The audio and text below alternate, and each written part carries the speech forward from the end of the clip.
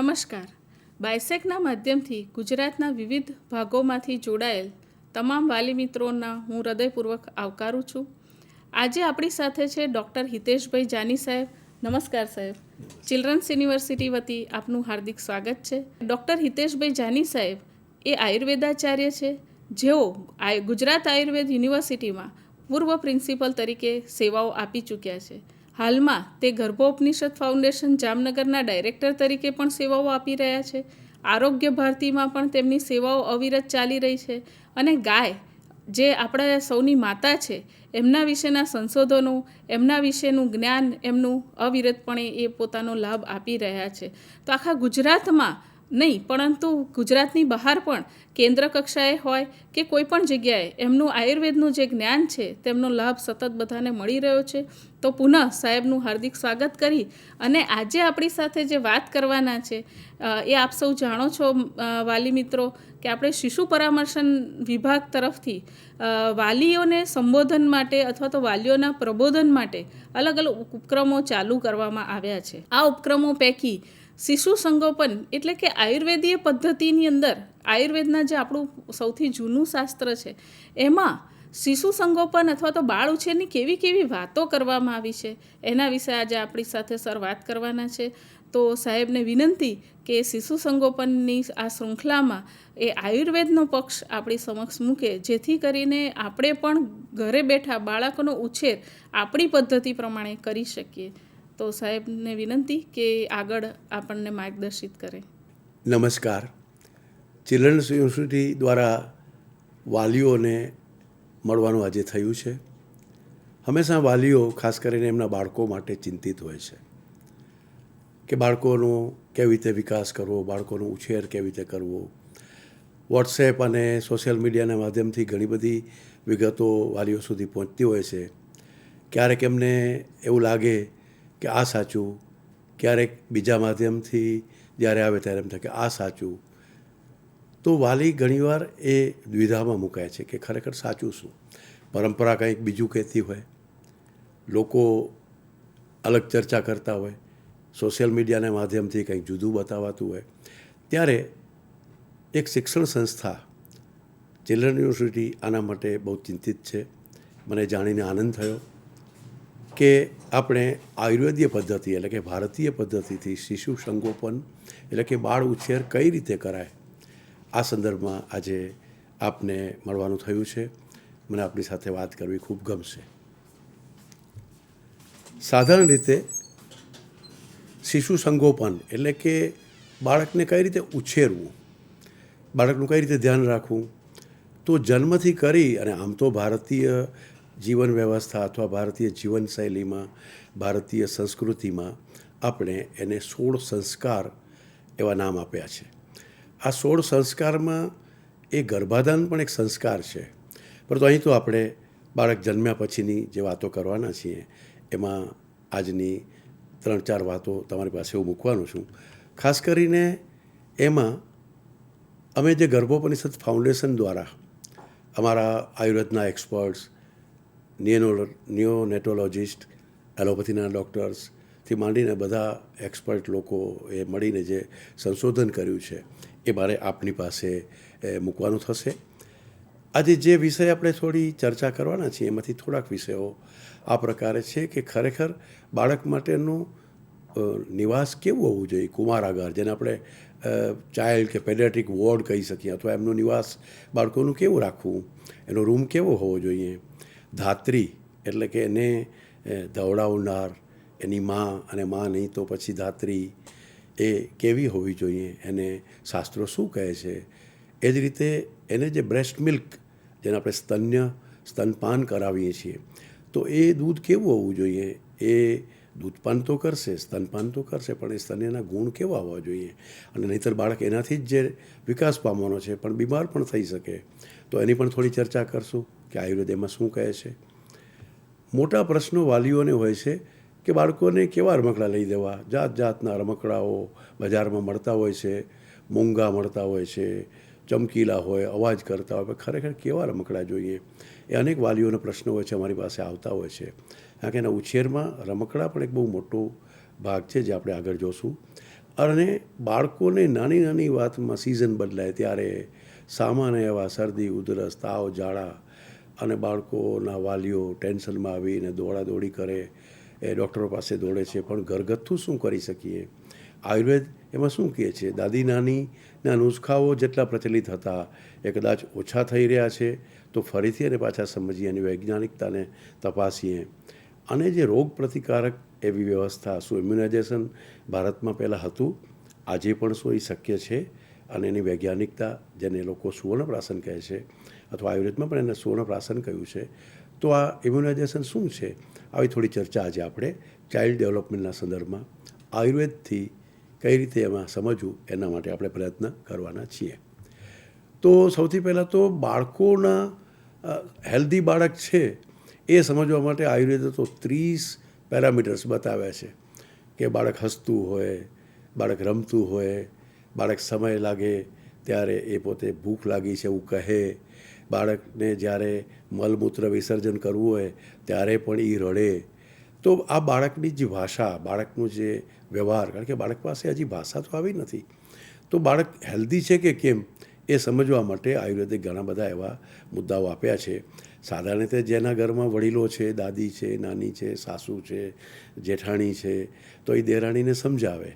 જ્યારે દીકરી સુવાવડ કરવા માવતરે ગઈ હોય તો મા અને એના પરિવારના લોકો એને સમજાવે. પણ જે વાલીઓ ન્યુક્લિયર ફેમિલીના કારણે, નોકરીના કારણે શહેરોમાં રહે છે, ખબર જ નથી, તો આવી ઘણી વાતો આજે આપણે એ સમજવાના છીએ.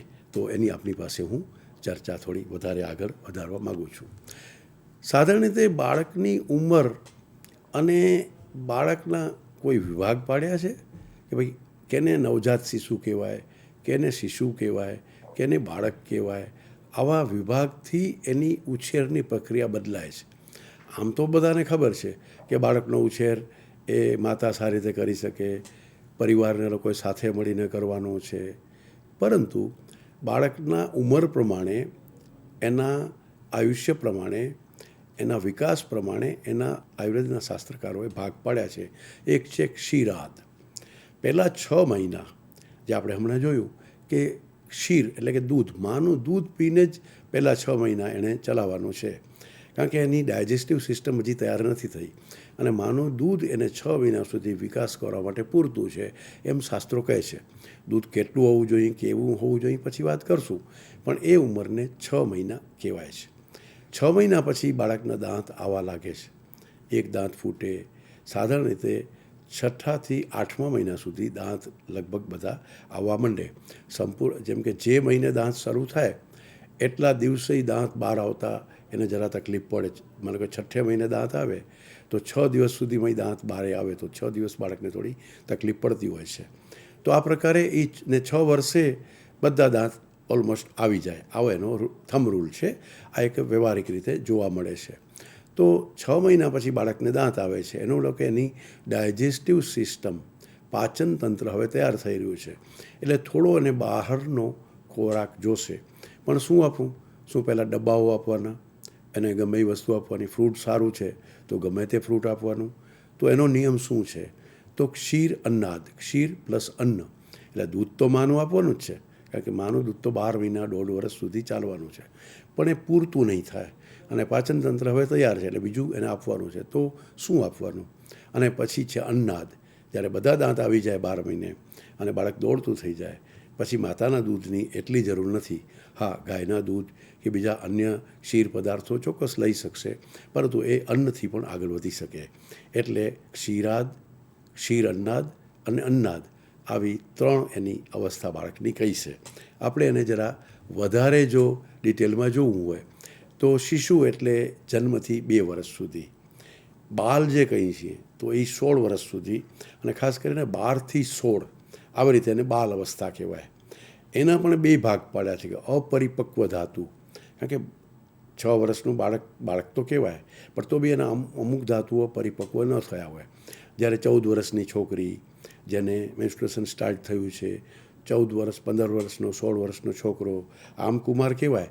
પણ હવે એની ધાતુઓ, ખાસ કરીને જે જેનેટાઇલ સિસ્ટમ, અમુક જે રિપ્રોડક્ટરી હોર્મોન્સ શરૂ થાય, એટલે 12 થી 16 છે એ વિવર્ધમાન ધાતુ, એવું શાસ્ત્રોએ કહ્યું છે. એટલે આ પ્રકારે એવા જન્મથી 2 વર્ષ, નવજાત શિશુ, ક્ષીરાદ, ક્ષીરન્નાદ અને પછી અન્નાદ આવા ભાગ પડ્યા. તો આ પ્રકારે એની અલગ અલગ ઉંમર પ્રમાણે એની નામકરણ થયું છે. એને આપણે જરા વધારે સમજીએ. તો એ જ રીતે છોકરીઓમાં એ 8 વર્ષની હોય એને ગૌરી કહેવાય, 9 વર્ષની રોહિણી, 10 વર્ષે એને કન્યા એટલે કહેવાય, કારણ કે હવે એની અંદર એટલે કે એના બોડીમાં ખાસ કરીને રિપ્રોડક્ટરી સિસ્ટમ, ઇન્ટરનલ સિસ્ટમ ચાલુ થઈ ગઈ છે. એટલે એને ગૌરીથી આગળ કહેવાશે અને પછી કન્યા સ્વરૂપી ધારણ કરે છે. એટલે સ્ત્રીના આ પ્રકારે એટલે છોકરીના જરા જુદા નામકરણ શાસ્ત્રોએ કર્યા છે અને એના આધારે અનેક વ્રત, તહેવાર, તો એની જેનેટાઇલ સિસ્ટમ, રિપ્રોડક્ટરી સિસ્ટમ તૈયાર થાય છે. પુરુષ કરતાં એટલે કે મેલ ચાઇલ્ડ કરતાં ફિમેલ ચાઇલ્ડ વહેલી વિકસિત થાય છે, ખાસ કરીને એ રિપ્રોડક્શનના સંદર્ભમાં. તો આ અહીંયા એક થોડી જાણકારી આપણને આપી કે કન્યા છે 10 વર્ષની અને જેવી રજસ્વલા થાય એટલે એને કુમારી એવું નામ આપી શકાય. હવે અહીંયા આપણે આ પ્રાથમિક ચર્ચા પછી બાળ ઉછેરની જે આયુર્વેદિક પદ્ધતિ છે, કઈ રીતે બાળકોને ઉછેરશું અને એમાં જે આ સ્તન્યની વાત, સ્તન્ય સંપદ એટલે કે દૂધ કેવું હોવું જોઈએ, કેટલું આવવું જોઈએ, એની થોડી આપણે ચર્ચા શરૂ કરીશું. તો સાધારણ રીતે આયુર્વેદનો અભિગમ છે ને એ અનોખો છે. પશ્ચિમની અથવા વેસ્ટર્ન ઇન્ફ્લુઅન્સ્ડ ભારતની જે એલોપથી અથવા તો અન્ય જે સિસ્ટમ છે, જે બાળ ઉછેરમાં જે પોતે અલગ અલગ વિષયો કહે છે, એમાં સાધારણ રીતે બાળકોની સંભાળમાં જરા આયુર્વેદ જુદું પડે છે. બાળકોના ઉછેરમાં 2-3 વસ્તુ ખાસ ભારતની એટલે કે આયુર્વેદની જુદી પડે છે કે એનો એ અનોખો અભિગમ છે. એક તો ઇન્ડિવિજ્યુઅલ ટેન્ડન્સી મુજબ, કારણ કે બધા બાળકો 1 વર્ષે જ બધા 1 વર્ષના બાળકો છે, પણ કોઈની તાસીર જુદી છે, કોઈના માતા પિતાનું સ્ટ્રક્ચર જુદું એને મળ્યું છે, કોઈ છોકરી છે, કોઈ છોકરો છે. તો વાત પ્રકૃતિ, પિત્ત પ્રકૃતિ, કફ પ્રકૃતિ એ જે બધાએ સાંભળ્યું છે એ બાળપણથી જ પ્રકૃતિ નક્કી થાય છે, જન્મથી જ હોય છે. તો એ પ્રકારે પ્રકૃતિ અનુસાર બાળકનો ઉછેર કરવો પડતો હોય છે. પછી ફૂડ બાબતમાં એમ સીધું ગમે એ ન્યુટ્રિશન છે અને આટલી કેલરી છે, એટલું ખાવું જોઈએ, એ આયુર્વેદ નથી કહેતું. એને પચે કેટલું છે, એને જોઈએ કેટલું છે, એ બાળકની તાસીર મુજબ એને કેટલું જોઈએ. અમુક બાળક થોડા ખોરાકથી જ એ ડેવલપ થઈ શકે, પણ જે બાળકની કફ પ્રકૃતિ છે તો અમુક ખોરાકથી એને શરદી થઈ શકે છે. તો તાસીર અનુસાર એ જ રીતે ખાલી ખાવાનું નહીં, પણ વસ્ત્રો કેવા પહેરવાના, એને નવડાવવાનું કેવી રીતે, એને ગરમ પાણીથી નવડાવવું. આમ બાય ધ વે જનરલ બધા બાળકોને તો નવશેકા પાણીથી નવડાવાય, પણ જેની તાસીર પિત્ત તરફ છે, માતા પિતાની તાસીર પણ પિત્તની છે, તો એ બાળકને કેવા પાણીથી નવડાવવું. તો આવી વિશિષ્ટ પદ્ધતિઓથી બાળકને ઉછેરાતું હોય છે. એટલે ઋતુ પરિવર્તનને કારણે બાળકોને જે ચેન્જીસ આવે છે, સાધારણ રીતે જે ઇમ્યુનોલોજીકલ ચેન્જીસ છે ને, ઇમ્યુનિટીના ફેરફારો, એ ઋતુઓમાં વધારે બાળકોને નડે. એટલે અત્યારે જેમ કે હવે ઉનાળો શરૂ થઈ રહ્યો છે અને તો ઉનાળાના રોગો બધાને થશે અને બાળકને જલ્દી થશે, એ વધારે થશે, કારણ કે એની ક્ષમતા અલગ છે. ઉનાળામાંથી જ્યારે ચોમાસું આવશે તો ત્યારે એ ચોમાસામાં પણ બાળકને અલગ પ્રક્રિયા થશે, બધાને થશે. તો ઋતુ પ્રમાણે ખોરાક, ઋતુ પ્રમાણે વસ્ત્રો, ઋતુ પ્રમાણે આહાર વિહાર, આ જે વિશિષ્ટ રચના છે એ બાળ ઉછેરમાં બહુ જ મહત્ત્વની છે. એટલે સાધારણ રીતે થંબ રૂલ ન હોય કે આટલું ન્યુટ્રિશન આપી દો, આટલી કેલરી આપી દો, આ ખોરાક બધા બહુ તાકાતવાળા છે, બાળકોને તો આવું જોઈએ, બાળકોને આ ન જ પચે, આવા કોઈ રૂલ એમાં લાગુ પડતા નથી જે મોટા લોકોમાં લાગુ પડે, મોટા થયા પછી જે લાગુ પડે. અથવા પશ્ચિમમાં તો આના માપદંડ જ ઝાઝા હજી વિકસિત થયા નથી જેટલું આયુર્વેદે વિચાર્યું હતું. હવે આ સંદર્ભમાં સૌથી પહેલું તો આવે માતાઓને જે હંમેશા પ્રશ્ન હોય છે એ છે ગોળિયું. આપણે જનરલી બાળક જન્મે એટલે આપણે એમ થાય કે હવે ગોળિયું કરે, હાલો ને બાજુમાં જ સુવડાવીએ, માતા પિતા પાસે સૂવે, માની બાજુમાં સૂવે. વાત સારી લાગે છે પણ એટલી સાચી નથી.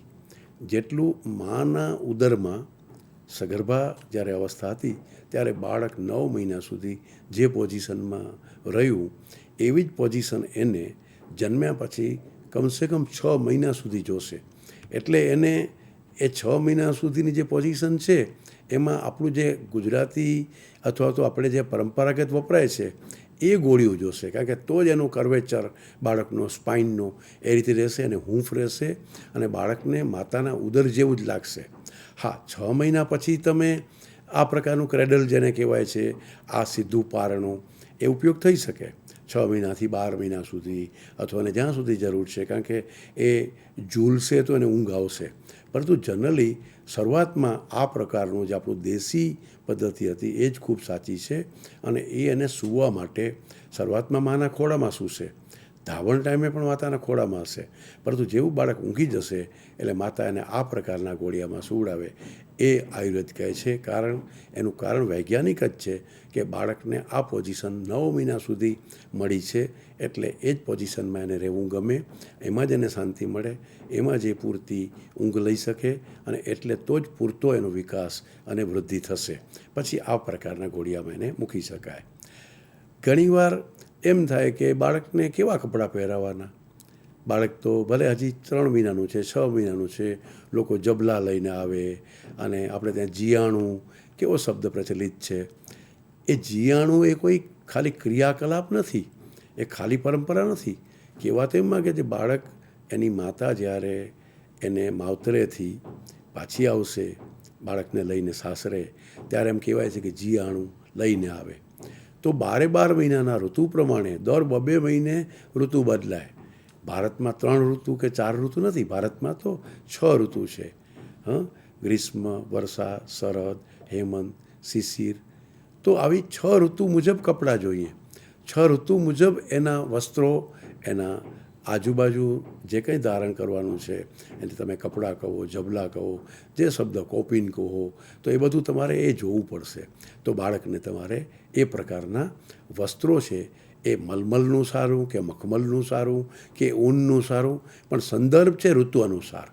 એ આજે જે અત્યારે આપણે ગ્રીષ્મ ઋતુમાં છીએ તો સુતરાઉ કપડાં પહેરાશે અને એક્સ્ટ્રીમ ગ્રીષ્મ હશે તો રેશમનું પણ જબલું આપી શકાય તો વધારે ઠંડક રહેશે. મલમલનું કપડું પહેરાવી શકાય, મખમલનું એનું જે બેડશીટ છે એ મખમલની રાખીએ તો ઉનાળામાં સારું. ઊનનું કપડું આમ સારું પણ સીધું તો નહીં પહેરાવી શકાય, તો ઊનની ધાબડી કે ઊનનું મલમલના અસ્તરવાળું પણ ગબડું એને જબલું પહેરાવી શકાય. તો ઋતુ પ્રમાણે વસ્ત્રો આ એનો મૂળ સિદ્ધાંત છે, જેથી બાળક કમ્ફર્ટ રહે. એના વૃદ્ધિ અને વિકાસમાં જે કંઈ બાહ્ય વાતાવરણની અસર થવાની છે એ વસ્ત્રો દ્વારા થવાની છે. એટલે મોંઘા દાટ કપડાં લઈ આવવા અને ચકમકતા કપડાં લઈ આવવા, પોલિએસ્ટર અને કહેવાતા બધા અલગ અલગ ફાઇબર્સના કપડાં ભલે મોંઘા છે પણ બાળકના સ્વાસ્થ્યને માટે નુકસાનકારક છે.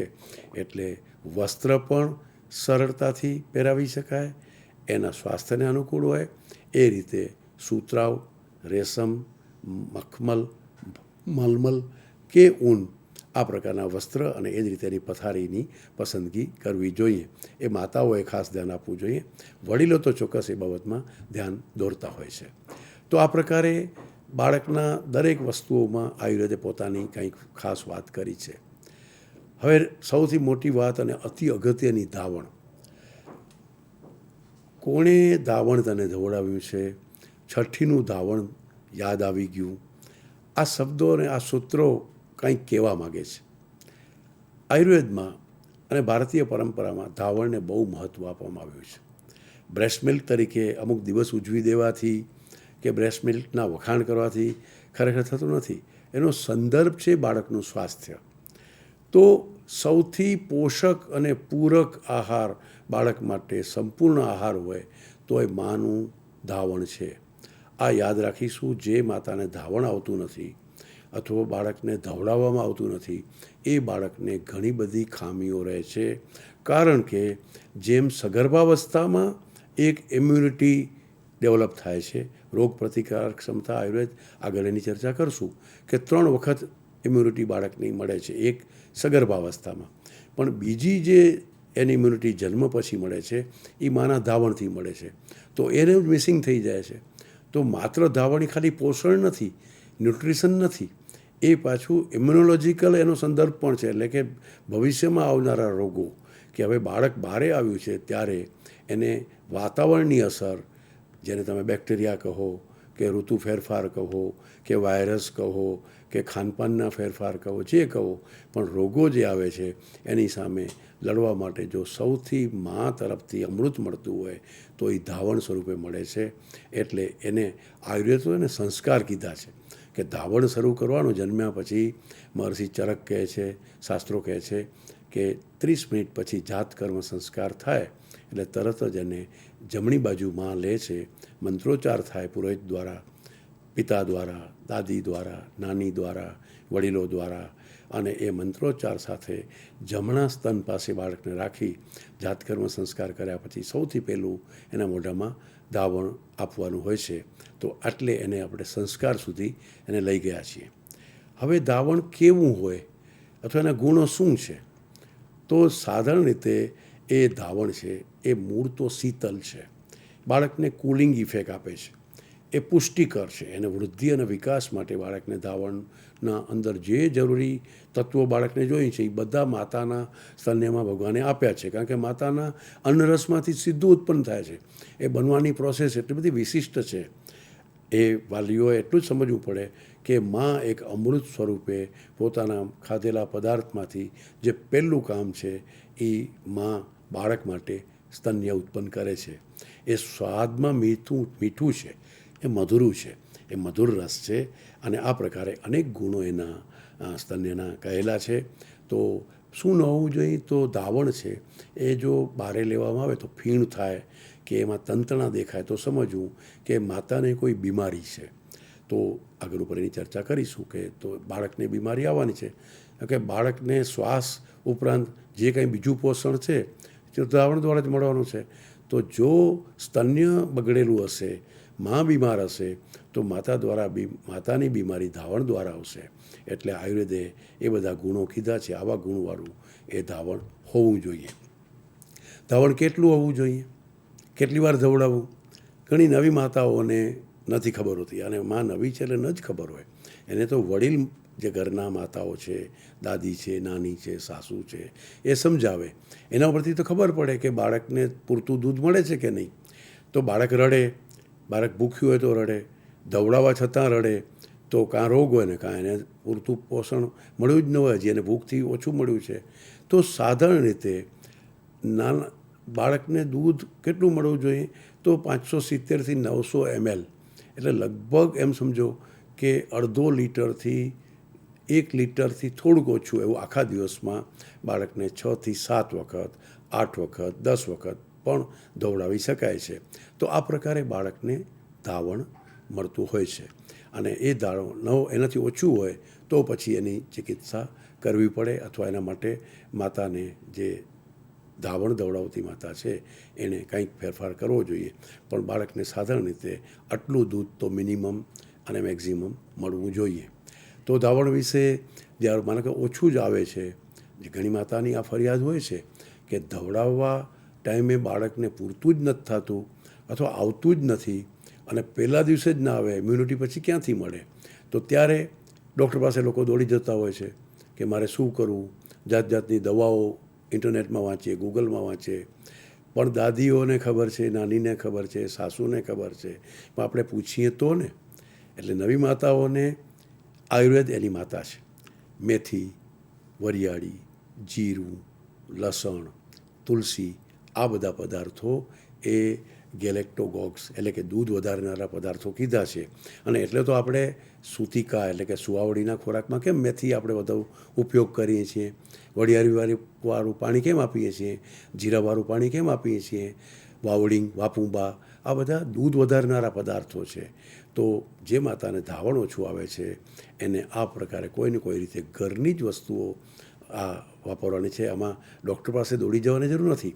બીજા ઘણા કારણો હોઈ શકે, તો એ કારણોની પછી જ તપાસ થાય. પણ સૌથી પહેલે તો માતાએ એટલે કે ઘરના લોકોએ ધાવણ જો ઓછું આવતું હોય તો આ પ્રકારે એને ધવડાવવા માટે પહેલાં માતાને આ પદાર્થો કઈ રીતે આપવા એનો વિચાર એમણે કરવો જોઈએ.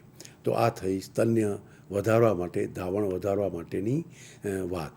તો દરેક નવી માતાએ અથવા દરેક બાળકની માતાએ પોતાના ધાવણ વિશે આટલું તો એણે જાણવું જ પડે, જેથી કરીને કારણ કે બાળકનો વિકાસ, બાળકનો ઉછેર, બાળકની વૃદ્ધિ પહેલાં 6 મહિના તો માત્ર ધાવણના આધારે જ છે.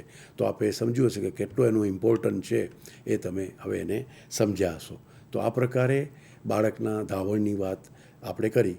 પણ ક્યારેક એવા સંજોગો બને કે ગમે એટલું કર્યા છતાં માતાને ધાવણ આવે નહીં, અપૂરતું આવે, અથવા કોઈક સંજોગોમાં માતાનું મૃત્યુ થાય, અથવા બાળકને ક્યાંક જુદું લઈ જવું પડે કે બાળકને જુદું રાખવું પડે, કારણ કે ઘણીવાર માતાને એવી સમસ્યાઓ થાય, એવા રોગ થાય, તો ત્યારે ધાવણ ધવડાવાય પણ નહીં. તો એ સમયે ધાવણનું કોનું ધાવણ ધવડાવાય? તો ત્યારે એને ધાત્રી કહેવાય. આયુર્વેદે એવા જ ગુણવાળી, માના ગુણવાળી માસી કે એની પરંપરાની કોઈ કુલની સ્ત્રી કે જેનું પોતાનું બાળક છે, જેને ધાવણ આવે છે, જેની પાસે ધાવણની માત્રા વધારે છે, જે આપવા તૈયાર છે, જે ખુશીથી ધાવણ આપે, એને દાઈ અથવા દાયણ, શબ્દ દાયણ એમાંથી આવ્યો છે, પણ ખરેખર તો એ મૂળ શબ્દ છે ધાત્રી. તો આ ધાત્રી એટલે કે ધાવણ આપનારી બીજી સ્ત્રી, એનું પણ આવી રીતનું બહુ સરસ વર્ણન છે. ગુસ્સામાં કોઈ ધાવણ ધવડાવે, માતાએ પણ ગુસ્સો ન કરવો જોઈએ, પણ અચાનક માતાને કંઈ તકલીફ છે અને બીજી કોઈ ધાવણ ધવડાવનારી સ્ત્રી આવે તો એનો ગુસ્સો તો બહુ જ ઇમ્પેક્ટ કરે, કારણ કે જનરલી માને કોઈ દી ગુસ્સો આવે જ નહીં. વત્સ એટલે કે પોતાનું બાળક છે એના માટે પ્રેમ છે, એટલે તો ધાવણ સ્રવે છે. એટલે બાળક માટે પ્રેમ ન હોય તો ધાવણ આવે જ નહીં. એની જે પ્રોસેસ છે, જે લેક્ટેટિંગ ડક્ટ છે, એ સ્ટિમ્યુલેટ જ નથી થતી. બાળકને જોઈને માને ધાવણ છૂટે, આ સાચી અવસ્થા છે. પણ જ્યારે માતા નથી તો ધાત્રી પાસેથી ધાવણ લેવું છે, ત્યારે એ પ્રેરણા, સહજ પ્રેરણા પણ માને થાય, ત્યારે એને ધાત્રી કહી શકાય. માં જેવો જ પ્રેમ કરે એટલી જ એની માટેની સંવેદના હોય, એને ધાત્રી કહી શકાશે. તો આ પ્રકારે દાઈની આપણે વાત કરી, જે શિશુના પોષણ માટે વાપરી શકાય છે. હવે અત્યારે આપણે અહીં થોડો વિરામ લઈશું કે જેથી કરીને લોકોને આના ઉપરાંત જે જાણકારી છે એ આપણે બીજા સત્રમાં આપણે આપીશું કે બાળકોને સામાન્ય રોગો થાય ત્યારે શું કરવું. તો મને લાગે છે કે જન્મજાત શિશુ અને 6 મહિના સુધી, 12 મહિના સુધી એને ધાવણ અને એના જે વસ્ત્રો, એનું ગોળિયું, એની આપણે ચર્ચા અહીંયા કરી. ચિલ્ડ્રન યુનિવર્સિટીના માધ્યમથી મને આ વાત કહેવી ખૂબ ગમી છે. કદાચ દર્શક મિત્રોને, ખાસ કરીને મારી વાલી માતા બહેનોને આ ગમ્યું હશે. ધન્યવાદ. ખૂબ ખૂબ આભાર જાની સાહેબ, આપ અમારી સાથે ઉપસ્થિત રહ્યા અને માતાના ધાવણ વિશે અને બાળકના ઉછેર વિશે આયુર્વેદમાં કેટલી મહત્ત્વપૂર્ણ વાતો કરવામાં આવી છે તેના વિશે આપે ખૂબ વિસ્તૃત માહિતી આપી. માતાનું ધાવણ એ બાળકના ઉછેર માટે કેટલું મહત્ત્વપૂર્ણ છે તેની આપે જે વાત કરી, અને માતાનું ધાવણ જો બાળકને ન મળે તો શું કરવું તેના વિશે પણ આજે આપે જે માર્ગદર્શન આપ્યું અને આપ પધાર્યા તે બદલ આપનો ખૂબ ખૂબ આભાર વ્યક્ત કરીએ છીએ.